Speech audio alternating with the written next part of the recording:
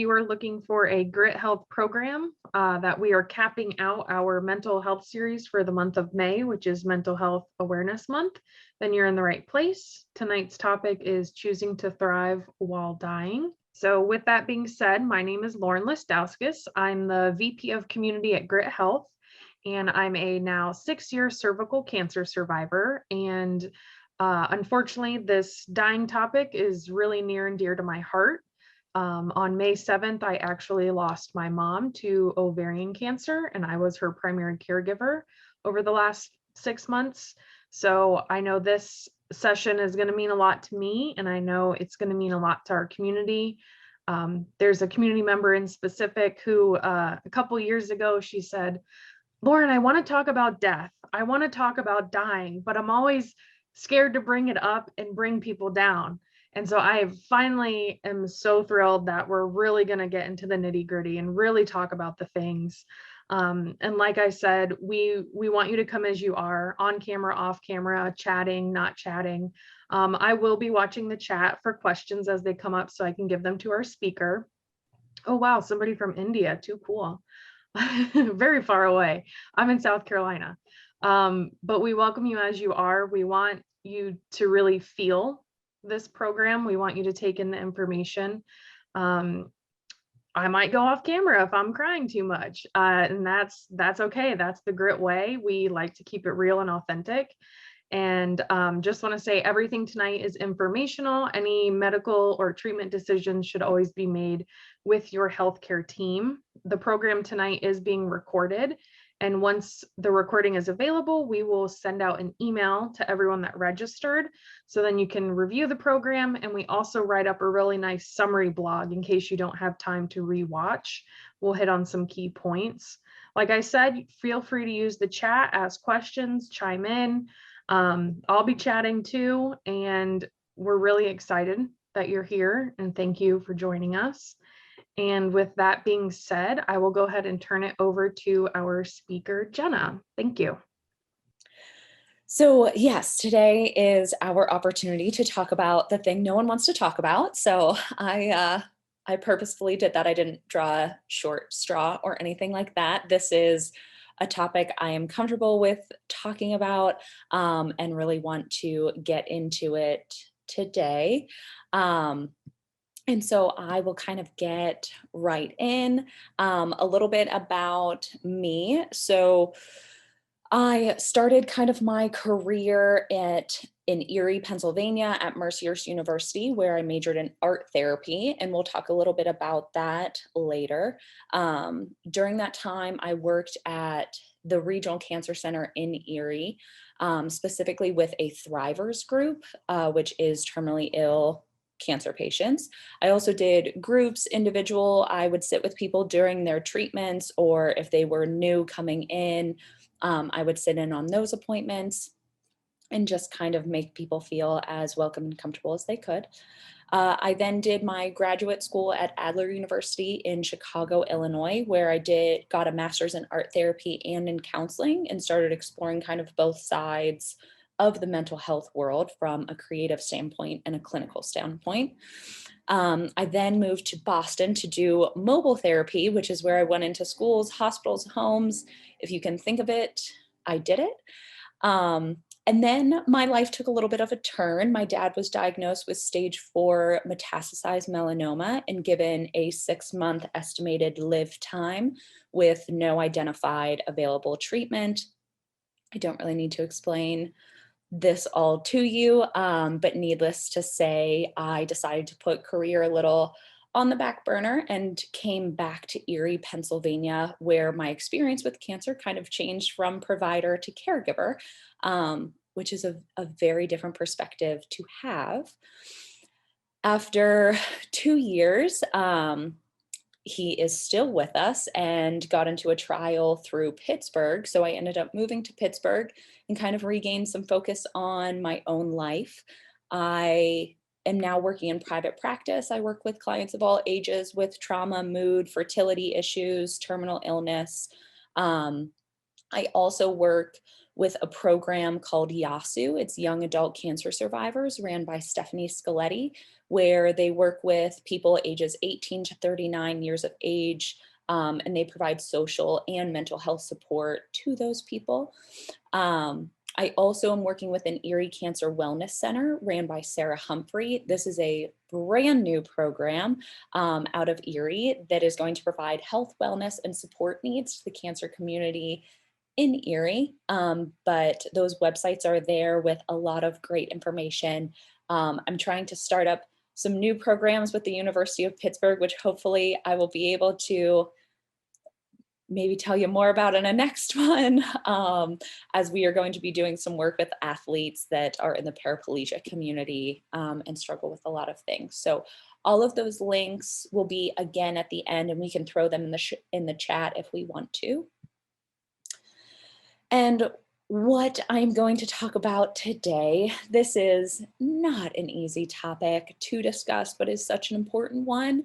I want to make sure it is clear that we are going to discuss this kind of dark up, but we're still going to acknowledge that people who are dying are also people that are living everyday lives. In the meantime, you fight with spouses, your kids tick you off, you have pets that do all sorts of crazy things, or you have to decide what to have for dinner. And those are all things that influence your days, as well as this big overarching idea. We are going to focus on the death and dying process, but I want to make sure we make room for life as well. I don't want anyone to pretend that they are just okay with this topic or this idea that they're going to go through this process. I also don't want to pull a move like the news where they tell you all this bad stuff and then in the end they show you puppies visiting a kindergarten classroom and you're like, I don't know if I feel good or bad.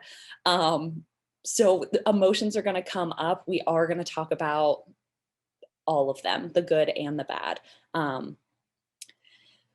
With this, I will touch on kind of the fear of dying and all of the conflicting emotions that come with that. I will also talk about how to navigate the conversations about death and dying. And then we will kind of end with making sure that you choose to thrive through the rest of your days. Again, not to be that person that's like, oh, you're dying, but it's all okay. We're going to talk about how to make that process feel good. Just a couple things for this. Please speak up in the chat, raise some questions. I have check-in periods throughout after every topic so that you can voice your questions, ask, share, challenge me if you do not agree with something or like, that struck a chord, let me know and we can talk about it. Be respectful to the other people here. Everyone is at a very different point of comfort with this conversation. And so just be respectful for the people that feel very comfortable and the people on the opposite side of that spectrum that might not feel very comfortable. I did try to give information that would be beneficial to the cancer community in general, which includes those that are diagnosed, survivors, caregivers, providers, anyone in that realm. So hopefully the information can be beneficial to you, your families, anyone that is here. So first check-in, just seeing where everyone is at, feeling comfortable diving in to the topics. Any questions come up just through that intro? Okay. All right. Well, then hopefully everyone feels comfortable and we will move forward. First topic, starting off strong here with the fear of death and dying, which really should just say all of the emotions that come with death and dying. Everyone's diagnosis process is different, whether you knew something was wrong or didn't, are diagnosed for the first time or a reoccurring time, but most people struggle with these core emotions during the time of their diagnosis. Denial or disbelief. This is the idea that this actually cannot be happening. There was a mistake somewhere, it's not real. it's not happening to me. Um, Depression, another big one. 48% of cancer patients have the clinical criteria to meet a depression diagnosis. There is just a sadness and an empty feeling that comes over you in this population and in this community. It's an emptiness that weighs more than you would have ever imagined or even planned to be ready for. Um, you feel the pain of events that you will miss out on and how the loss will impact your people. And it's just a lot to hold. That also comes with a lot of anger. Though, why me? Why is this now my life and my family's life? What have I done to deserve this? Comes up a lot. This may come also with just some increased irritation and frustration on a regular level, which sometimes can even add to or pile on to the negative thinking where you snap at someone in your family because you're just on edge, and then you feel bad that you snapped on your family, and then you're pissed about that and you're pissed about that, and then it's just this ball of anger that doesn't feel good. And most people aren't don't really recognize anger within us.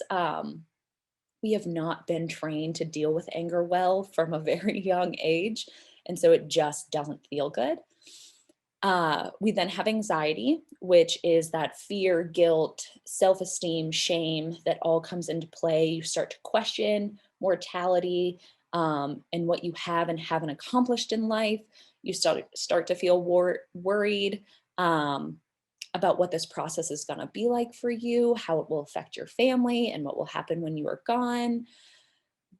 The biggest aspect, I think, of the anxiety part of this is that you start to personalize everything that happens from this point on. So someone stubs their toe and you're like, oh, it's because you were distracted about my cancer. Um, Everything is your fault, and you start to carry that and worry about everything, and you are fighting to get control back to your life. The last one on here is determination. It doesn't matter what your chances are. My dad had a 20% chance of survival. Most people respond with wanting to fight. This comes with a lot of discovery questions, the Googling process of just trying to get all of the information you can, reading success stories, treatment process. It's almost an obsession of finding information. And this goes for you, it goes for family members. You get texts and emails from cousin 3 times removed that says, oh my gosh, I read about this, you're going to be fine. Um, which can come with some optimism. It can also come with kind of tying into those other emotions. So, this is like the really classy way of listing out all of these emotions, but really it feels like this, of just all of these things happening at the same time. And if we're really being honest, life looks like this, um, because this is those emotions that we felt during that diagnosis period, plus our everyday emotions that are added in. Again, deciding what is for dinner and just being a person that is surviving through life in general. So these things can get a little complicated inside our heads and also within our homes. I think the hardest emotion for people to cope with is usually anger and resentment. Again, just because it's that feeling that people aren't as familiar with within their everyday lives. This is anger with yourself, doctors, friends, family, and then again the shame that follows because you feel bad about having that quote unquote bad emotion. Anxiety is the other one that is usually the hardest for people to handle because it's so overwhelming. You just feel swallowed in anxious thinking, um, and trying to figure out everything from step 1 to 100 plus. And then with these two emotions also comes that conflict where you need to rely on others, but then you want to be alone and you want to do this on your own and you don't want to put it on anyone else, but that is impossible. Um, again, conflict all over the place. And because our life looks like this, the word coping comes into play, which coping is probably my least favorite word in the mental health community because everyone makes it sound so easy and uses it as this blanket term to just cover all of your problems and tuck them in at night and then you'll be fine. That is not accurate. Coping is only successful if you find what works for you specifically. Um, some people need space. They like to be outside, breathe, meditate, get away from me. Others need a physical outlet, such as crying, screaming, exercise. Other people need small spaces or a lot of support from others. Some people like touch, don't like touch. There is just so much out there in the coping world. So I want to present some coping things for you guys in a couple more popular categories. The first one being grounding. So grounding is when you bring yourself to the present. So when you are all of these emotions that are written on the screen, you sometimes get lost in them. Coping is, or grounding is bringing yourself back to the present of what you are actually dealing with in the moment. Ways to do this is really working within your five senses. And so, in a moment that you are just feeling like that panic is rising, you are getting heavier, the sweats are coming in. One thing you can do is right in that moment, name three things you can see, hear, touch, maybe not taste, maybe smell, and try to bring yourself to the present. One of the things I like to do is like pick a color in my head and then find five things that are that color in the room that I am in. If you look at my decor, white and blue would be really easy. And so pick something that might be hard, might be easy, just to bring you to the room that you are in. There's also breathing. Breathing is not just breathe. There are a lot of apps and videos to help with breathing, counting breaths, watching shapes move and breathing to them. I used to be a smoker, and so sometimes I pretend to smoke. That was my breathing. And so sometimes I will even like blow out, like I can see my breath leaving my body, even though I can't. It is much healthier. We are happy about that.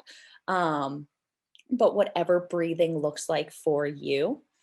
You also have distraction. So, usually, distraction, again, you're feeling all of these things. Distraction is using your mind and body to do anything else. Usually, things that use multiple senses work best. So, like puzzles, working out, it's that I have to think about what I'm doing and I have to physically do something that connects to my thought.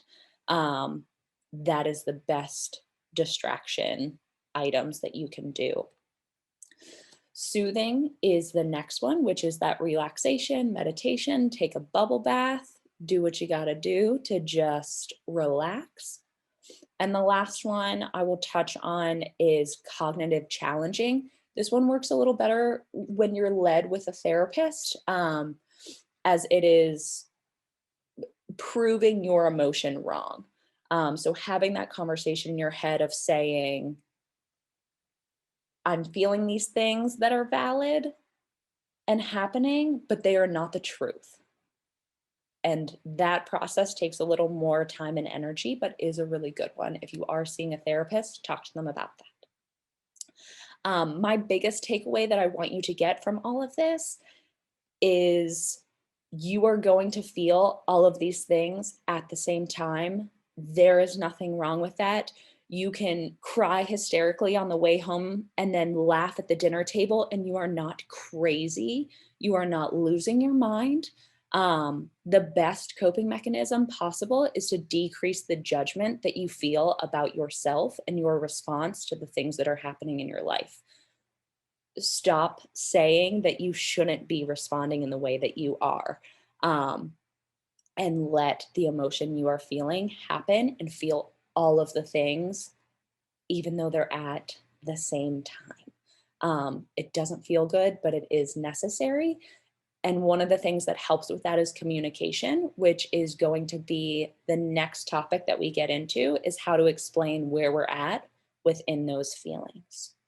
So, a lot of stuff there, checking in, just a pause, breathe moment, lot to do. Everyone feeling okay, taking this in, feeling all the feels. Okay. Yeah, I know. I've been telling everyone, I've been so mad. I am mad at people when I'm driving. I am so mad at the cashier at the grocery store for no reason. And really just dealing with that has been interesting because I'm not like an angry person. So realizing I'm doing it and I'm like, that was silly. Like, but Mhm. hey, it was a feeling. I had it. Somebody else wrote in the chat that the toxic positivity really increases their anxiety big Yes. time. Yep. We're going to get into that in this next section about um, communication and what you usually get from people during this process, which is unfortunately toxic positivity often. Right. Awesome. Well, if anybody has questions, keep them coming in the chat. We'll keep doing check-ins throughout. Yep. Okay. Awesome. All right. So going into conversations, this is going to be my main point of this because I think it's what people struggle with a lot. Um, in the chat, feel free to add concerns or barriers that you're facing with having some tough conversations. One, just for validation between everyone that is on here and reading that, but also we will try to touch on specifically any of those really hard barriers that you're facing. I don't specifically talk about conversations with children in this section. The baseline and approach is pretty much the same. The wording is just adjusted. And so if we need to talk more about that, we can. I just don't specifically put it in here. Um, I do go over some of the themes that you get from people when having conversations about your care. First off, you get too much support. The first people you usually tell are the people that are closest to you, and those people I call our warriors. This is great. It's great that they are there for us and want to do everything possible to make us happy and feel safe. But it's not always helpful because it's not always okay. We are not always okay, and the things that happen in our lives are not always okay. And so when you get that, like you guys have brought up, that toxic positivity of everything's going to be great and you're going to get through this and yay, yay, hope, flowers, rainbows, and a lot of bullshit that you're just not either in a place to hear, don't want to hear, or have no interest in hearing. Um, Set boundaries with these people. Tell people what you need and when you need it. And more importantly, tell people that they need to hear your emotions and you need to have them.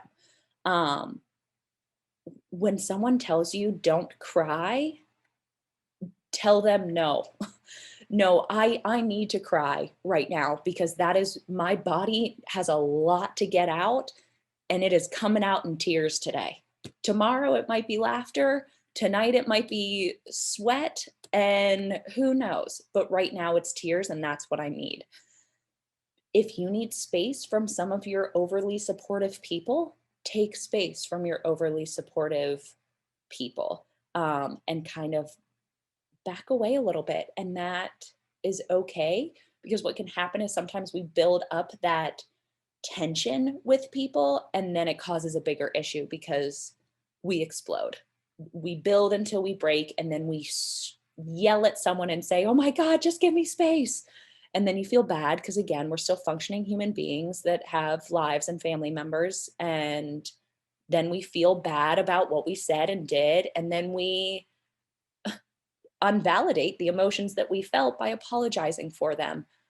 when we don't need to do that. And so set boundaries with those overly positive people that tell you everything is going to be okay, and make sure you let them know it's okay to not be okay. Um, the next theme is the not enough support theme. Again, conflicting ideas, but there are also the people that just don't know what to say or choose to not say anything at all, which can also hurt just as bad as the people that have the toxic positivity.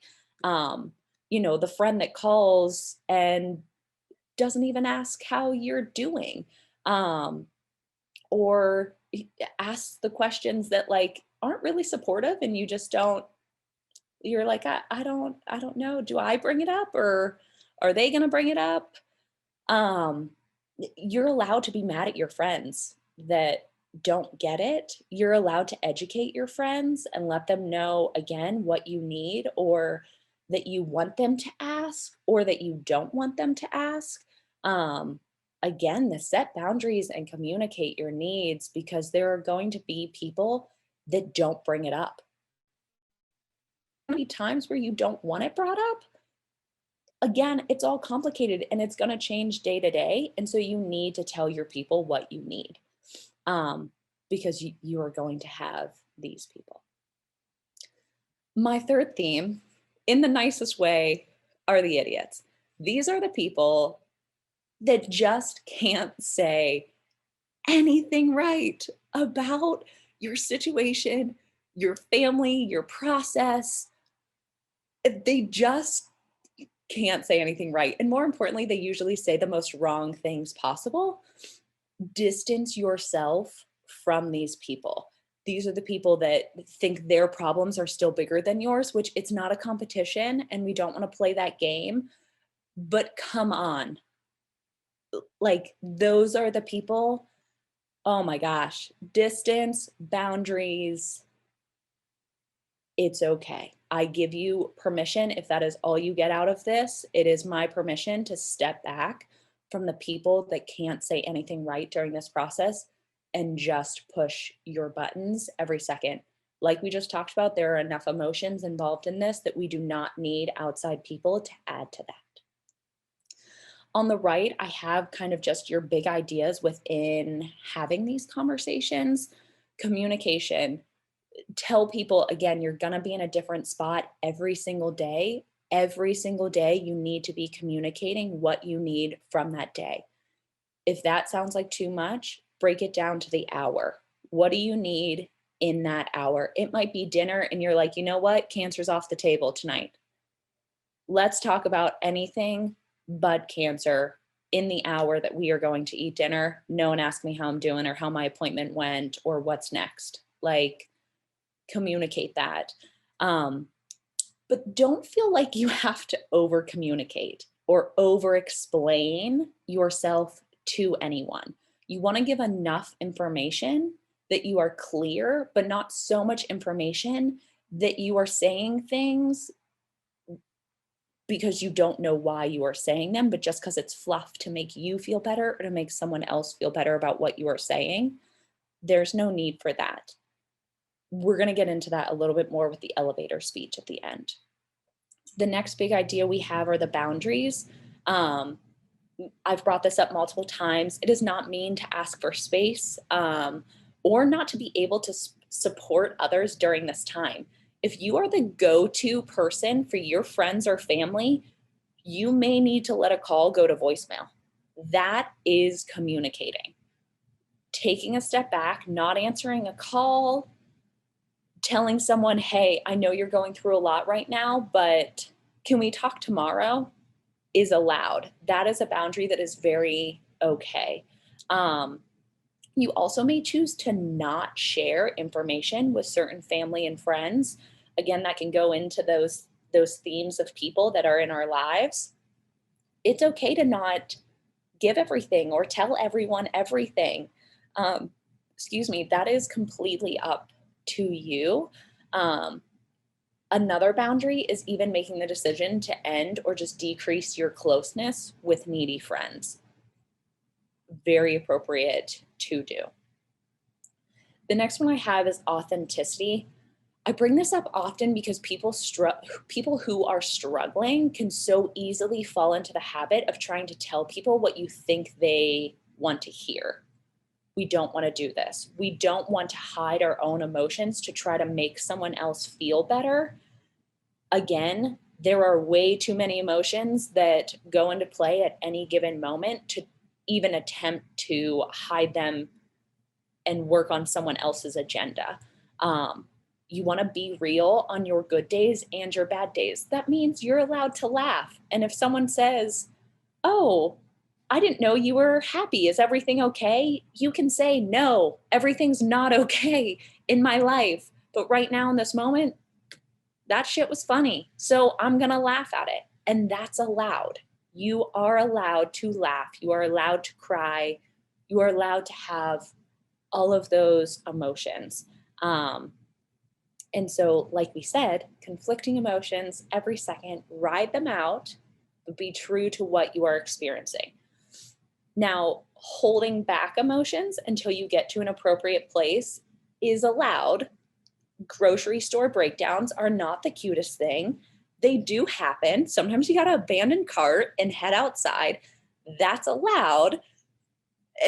But if you're at the checkout line and you're like, okay, there's one more person, I can make it, that is a little different than, not being true to yourself. It's just waiting for the opportune moment to have your emotion. That is one thing that you're allowed to do.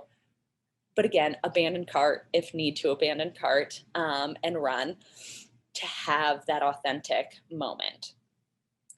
Brings us into elevator speeches. I love elevator speeches for any topic, death and dying being a really important one. An elevator speech is what you would say to a person if you only had so many floors in an elevator to tell them what is going on. For different people, you may adjust the amount of time you're in an elevator with them or how many floors you're going to go. We want you to stay authentic in this, but kind of wrap it up. Have your, I have had people create these in session with me where we come up with what they want to say to family as they go into their Easter, where people haven't asked how they're doing for a year, but are going to ask them how they're doing. And they don't want to tell them everything, but they don't want to lie and say everything's okay either. Some examples of elevator speeches are saying, again, being true, but not giving too much information is saying, like, if someone asks how you're doing, you might say, every day is different and I'm just trying to catch up to myself right now. That might be a little more vulnerable than you want to be. It might be, it's hard to give you an answer right now because I'm still figuring out myself. Done. Like, that is where you are at. If you want to come up with an elevator speech for your cancer process and where you're at in that, come up with one so that when people say, "What's going on? What are you doing? And what's this? And where are you at?" and all the stuff going on, you don't have to explain everything and all the appointments and where you're at because you might not know how you're feeling. And so you have that kind of elevator speech to just say,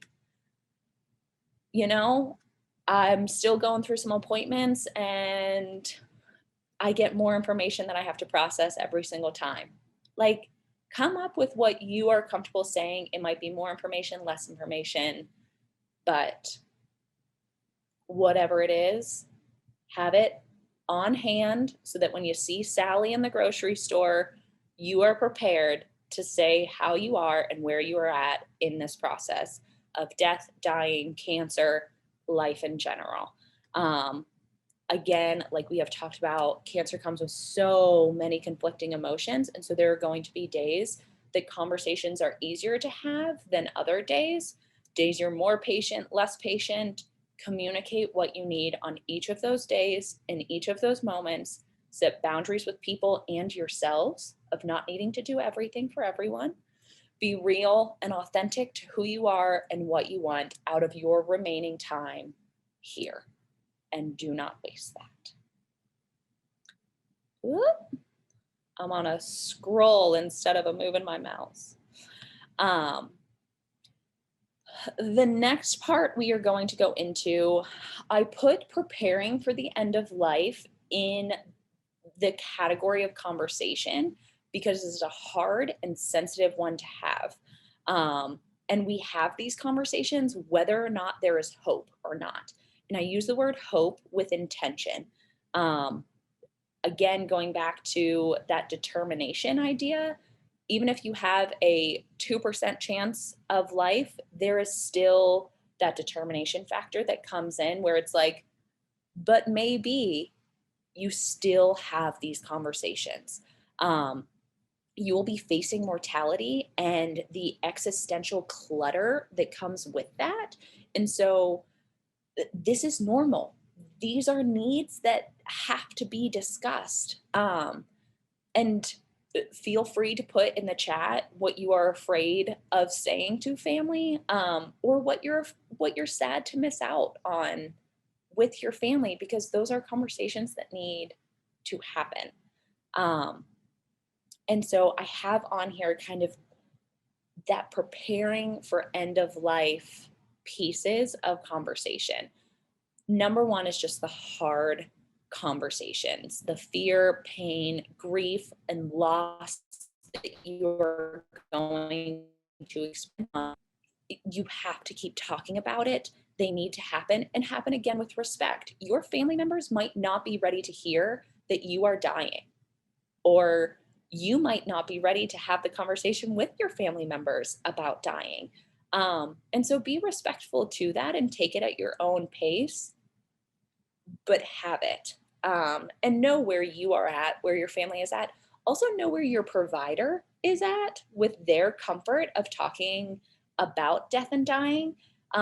Sometimes providers can come off as callous. I find myself doing it as well sometimes, where the more you talk about it, the more comfortable you are, and you forget that very vulnerable, fragile state at the beginning when you're just learning to talk about death.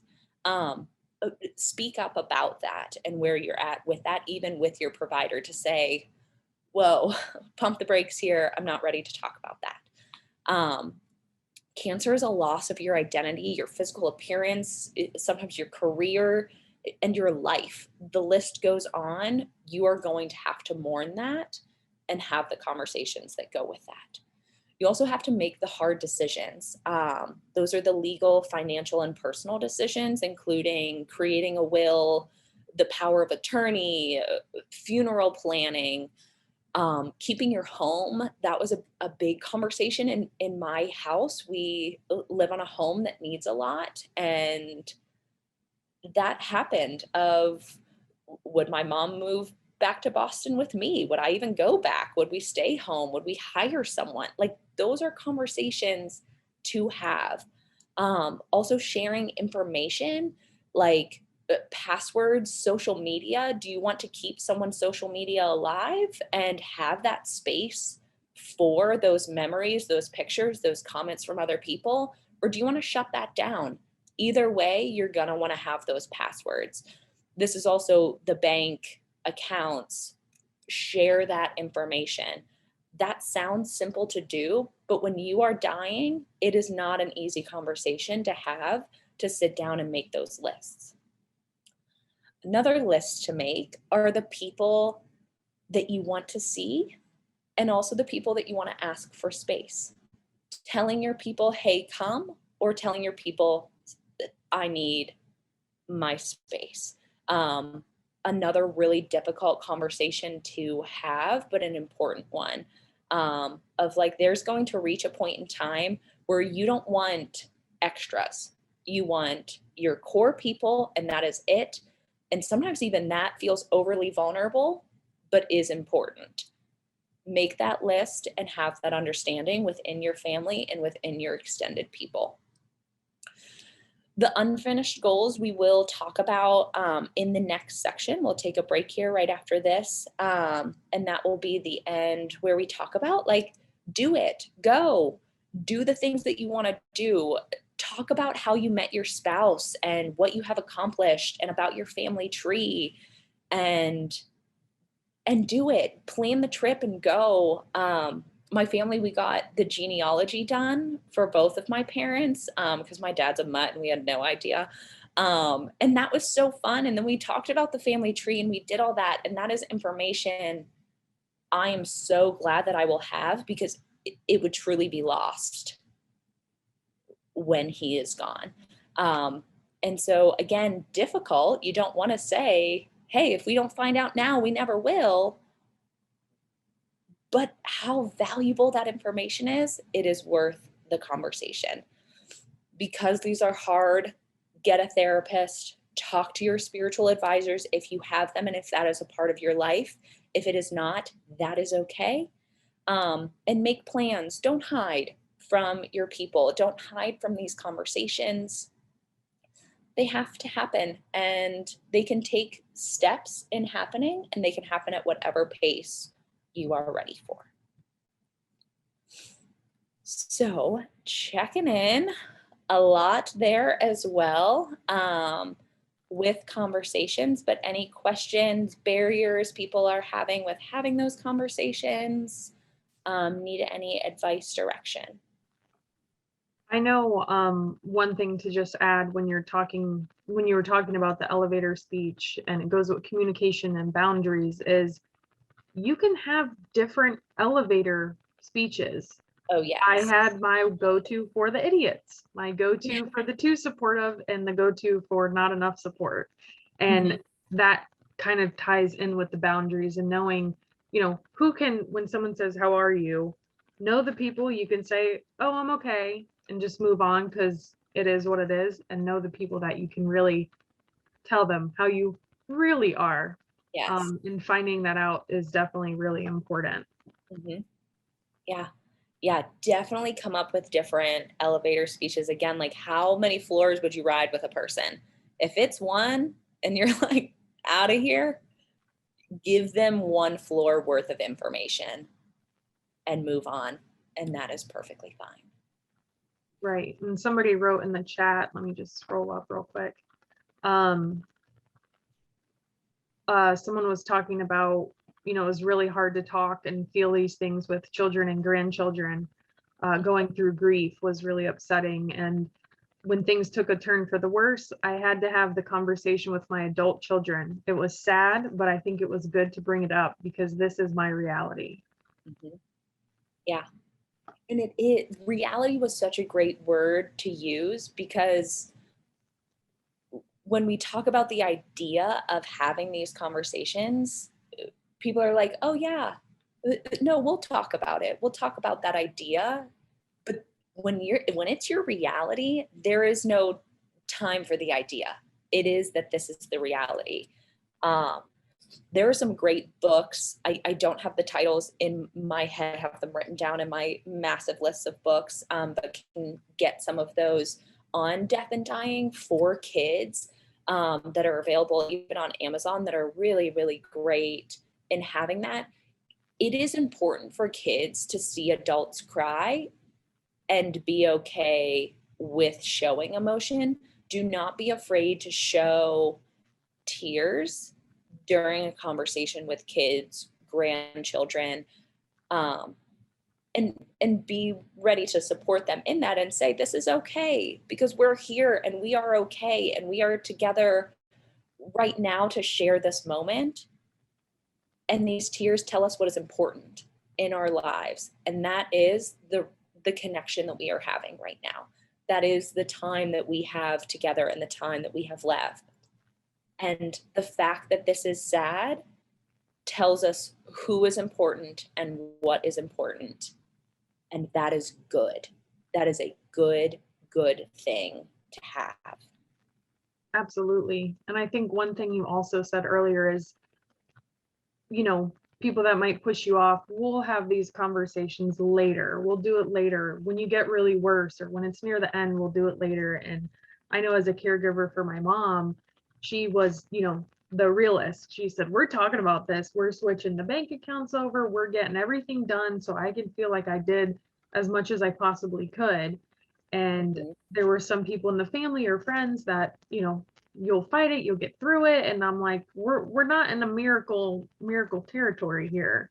Yeah.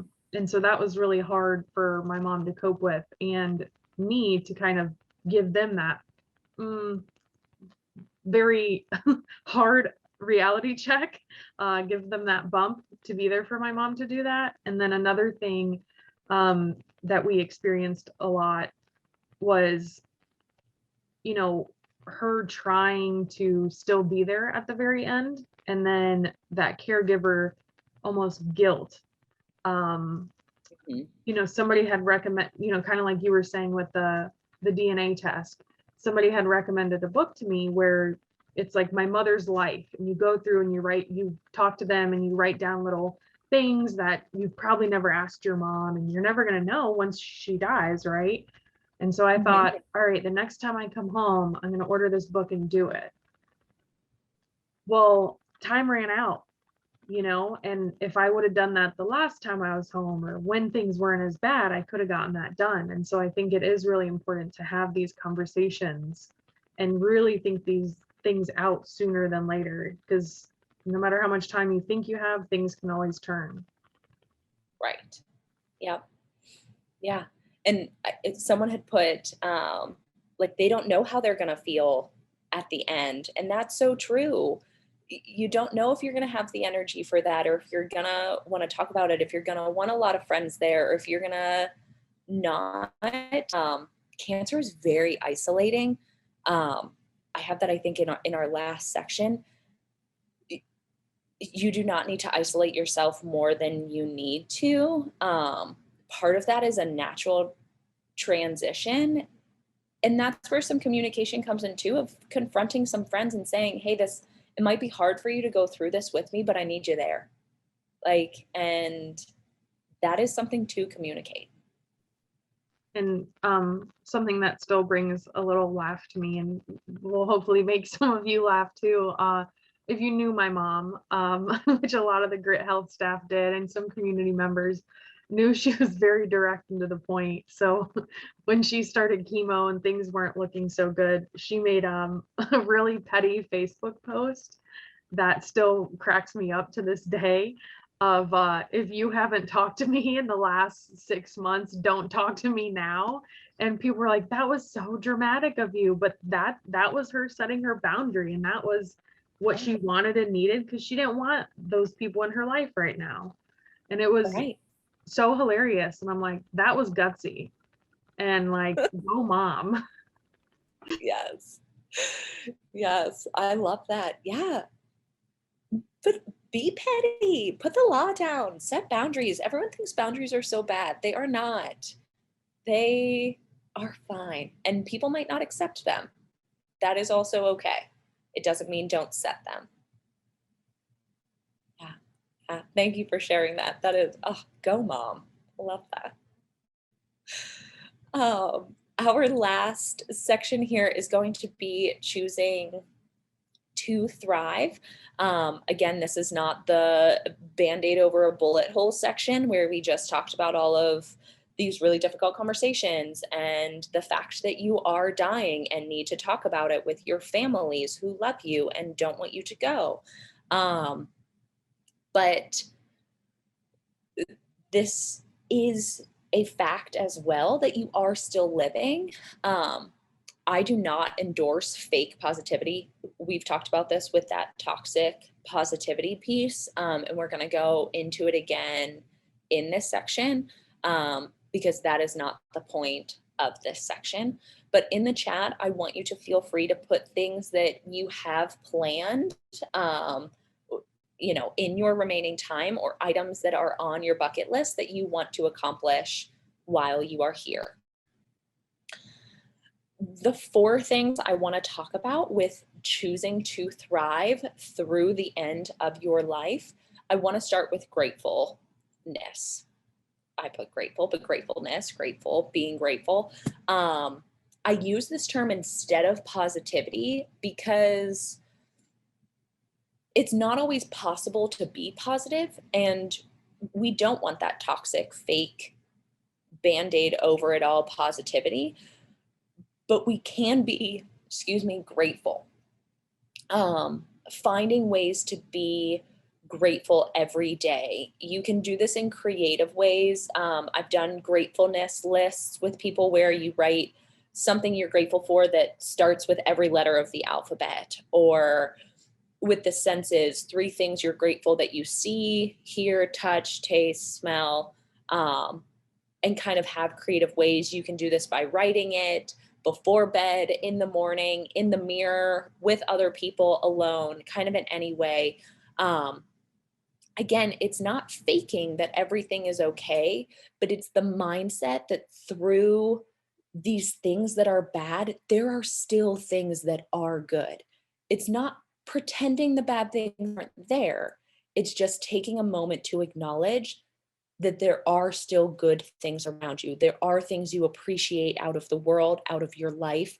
And it's important to find that balance when you are dealing with things that are so bad, that you balance that with being grateful for the things that aren't, because we don't want and we don't need any help cycling into the hole of all of the bad things.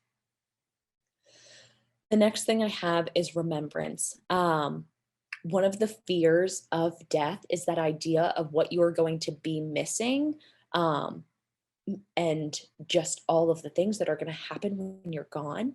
And so tell your story. Yeah, the books, we did an online book for my dad. It was like he got an email every day that asked him a question. He was never going to fill that out, but we talked about it, and like I wrote down some of the things, but sometimes we just talk about it. He'd be like, "Oh, I got that stupid email. Anyone want to know the question?"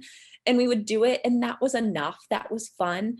Um, so questions of the day, the online books, like one I brought up, getting stories from other people. We had created an email list from friends and family that, um, when that time comes, we will be prepared to send out and get a lot of memories.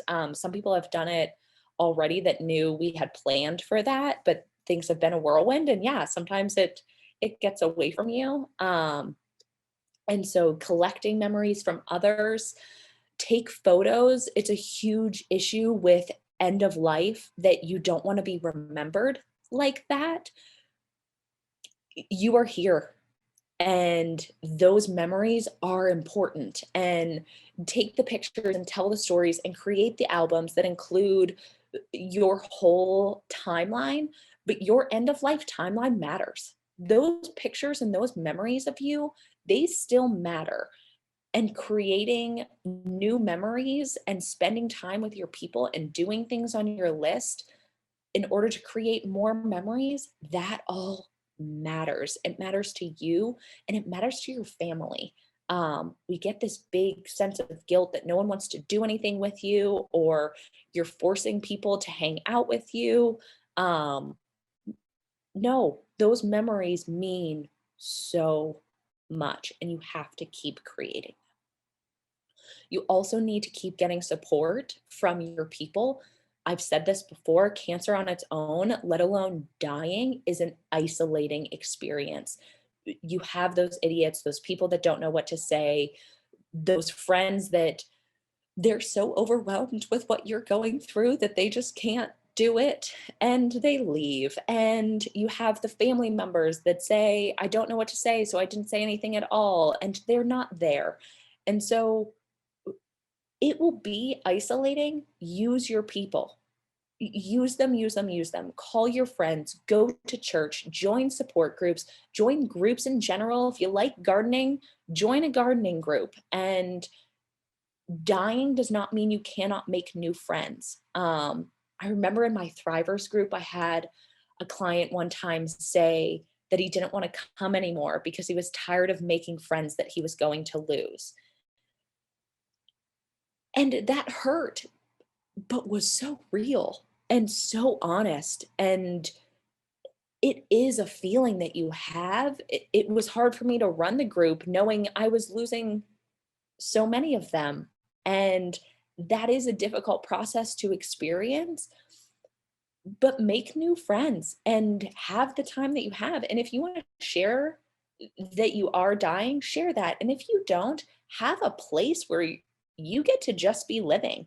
And again, it's not ignoring, it's not putting a band aid on anything. It is just spending your time how you want to be spending your time. Um, Again, you aren't forcing people to hang out with you or guilting people to spend time with you because you're dying and woe is me. Call your people, go to lunch, go to dinner, go to shows, see a cabaret, whatever is in your list, call your people and do that with them. The last thing I have on here is appreciation. This is not appreciation that you were diagnosed and now get to experience life from a different view because you're now dying. It's not even an acceptance that you are dying or that this is happening. It's just a deeper reflection. It's different than being grateful because it's a deeper reflection of the life that you have lived and the good and the bad and just it's like that feeling in your chest of acknowledgement of how you spent your life, all of it. And it's hard to talk about and hard to have the words to explain that appreciation, but you look around and you see the things that you have and you honor them in whatever way is appropriate to you, and you take the time to acknowledge what is there and the life that you have built around you, and you just appreciate that piece of it. um so that is really how I want you to thrive through the rest of your days, is kind of encompassing these four aspects. I do have two last little things. I know we are at that hour mark, but just two quick things. I did include an art therapy exercise in here that is really helpful in facilitating this conversation within your homes. Um, Also, people write Dreamcatcher with one word and two, and I stressed over it for a long time and I chose to. So if you notice that, you do, yeah, whatever. Um, So this is a dream catcher. I have done this in a couple of different ways. I've done it just drawing a dream catcher or even just printing one out and talking about it. But I've also done it with like actually crafting a dream catcher. Gets a little more complicated. However creative you want to be, choose your weapon. Whether it's a printout, a drawing, an actual 3D dream catcher, do what you want to do. The idea behind this is you have your dream catcher in whatever form it is in. The web is what catches your fears. Those are the fears that we discussed today, the things you're going to miss out on, the things that you are afraid of, the memories you're not going to get to have, and all of that. That goes within that web. You can just talk about it, or you can even write the stuff within the web that you fear about your dying process. You also have the hole in the middle. That is what lets through your good dreams. These are the things you still want to do and see, the things that are on your bucket list, and the things you either have planned or want to plan. Those go through that middle hole. Again, can talk about it a little smaller, but could write it in or write it on the side. And then you have your feathers and your beads that hang from the bottom. These represent your people, places, and things in your life that support you and make you feel grateful you have lived the life that you have lived. And so these are, again, if you want to name out the feathers for your people, if you want a feather to be a community, such as your church, you can do that and talk about what those are. This is something your family members can do as well, of how they are experiencing your death and dying process, what their fears are, the things they still want to do with you, and who is supporting them. Friends, teachers, extended family members, who are their support systems. So this is really something that everyone can do in your family, or you can do to kind of have that representation of the conversation that we have gone through in our slides today, that kind of encompasses, again, that fear, how to have the conversation, and the things that you really want to continue doing with your life because you are still here, and you have more days ahead of you. So that kind of does that. There are other, journal writing, other ways to process this process. And if you need more examples of that, feel free to reach out to me directly. I'm going to have my information on the last slide. Um, I am more than happy to give ideas for coping, for conversation barriers, and for activities or ways to kind of start that discussion. The last thing that I have for you guys is just this poem. It is called The Dash, if anyone has ever heard of it. I would like to read it to you, as it is something that I cherish in my life and in some of my experiences with people. I read of a man who stood to speak at the funeral of a friend. He referred to the dates on the tombstone from the beginning to the end. He noted the first came the date of birth and spoke of the following date with tears. But he said what mattered most of all was the dash between those years. For that dash represents all the time they spent alive on earth, and now only those who loved them know what that little line is worth. For it matters not how much we own, the cars, the house, the cash. What matters is how we live and love and how we spend our dash. So think about this long and hard. Are there things you'd like to change? For you never know how much time is left that still can be rearranged. To be less quick to anger and show appreciation more and love the people in our lives like we've never loved before. If we treat each other with respect and more often wear a smile, remembering that this special dash might only last a little while. So when your eulogy is being read with your life's actions to rehash, would you be proud of the things they say about how you lived your dash? I love that, and have read it in some eulogies that I have done, even recently, and is just a good remembrance, that you do have life to live and that life is what is remembered, even at the end of it.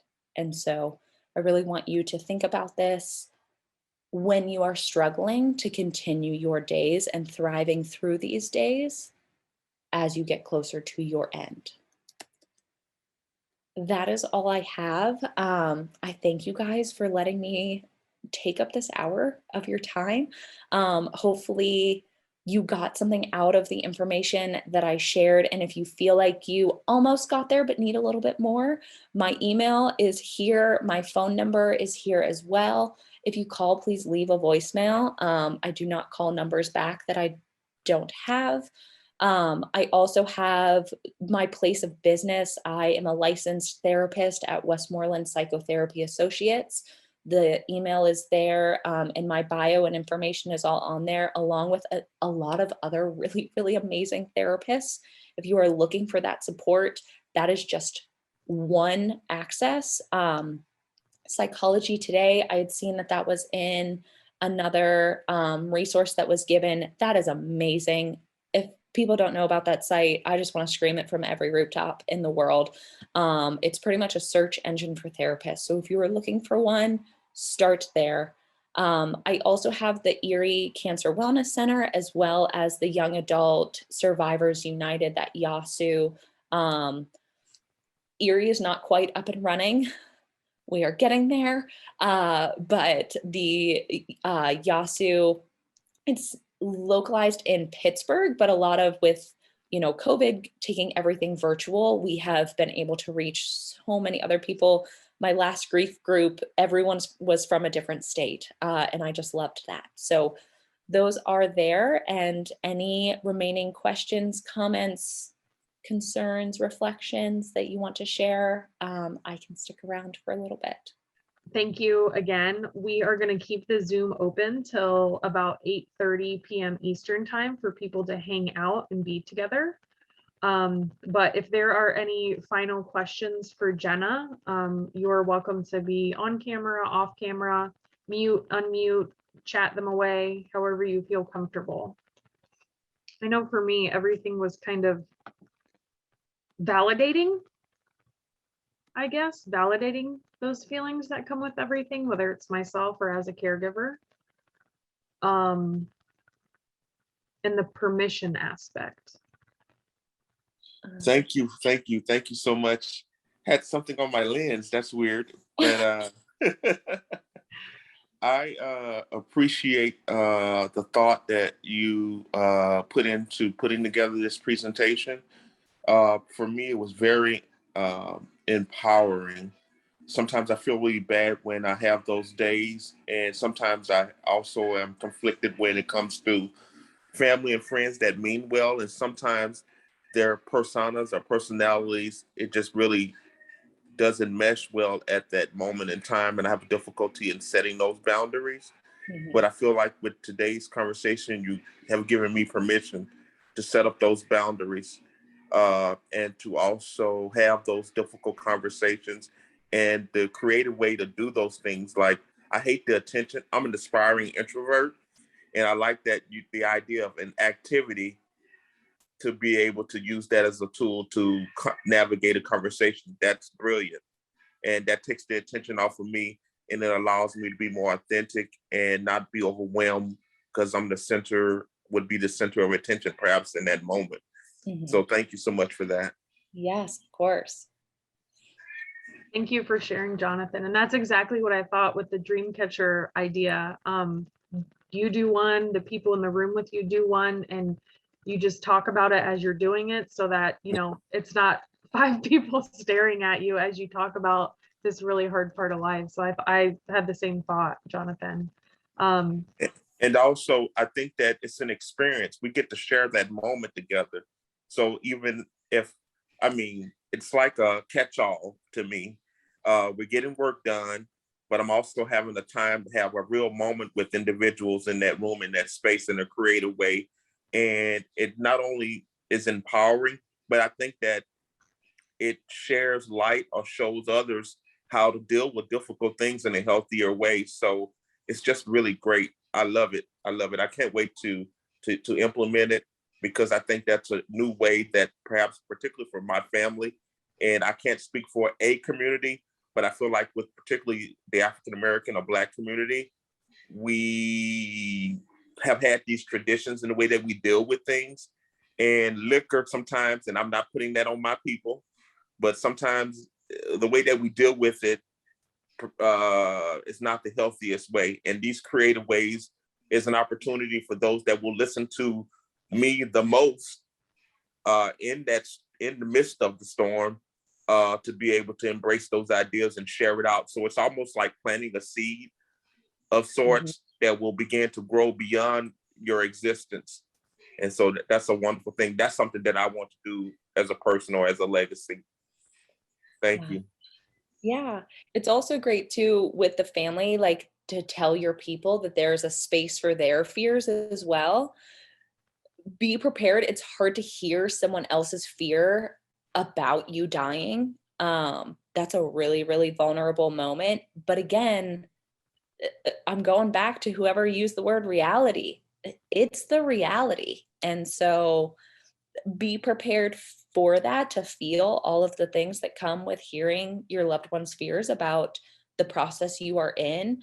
But yeah, I'm so glad that provided something for you to be able to share that in a good way. Yes, definitely. Thank you for sharing, Jonathan. But thank you again, everyone, for being here tonight. I really appreciated it. And Jenna, thank you for being here and speaking with us and sharing. Thank you again to everyone that showed up to 1, 2, 3, all of them just tonight. We really appreciate it. And I know myself and the Grit Health team are beyond grateful to have explored this topic with you, while it's also very, very real for a lot of us on our team right now, especially myself included. So thank you all again.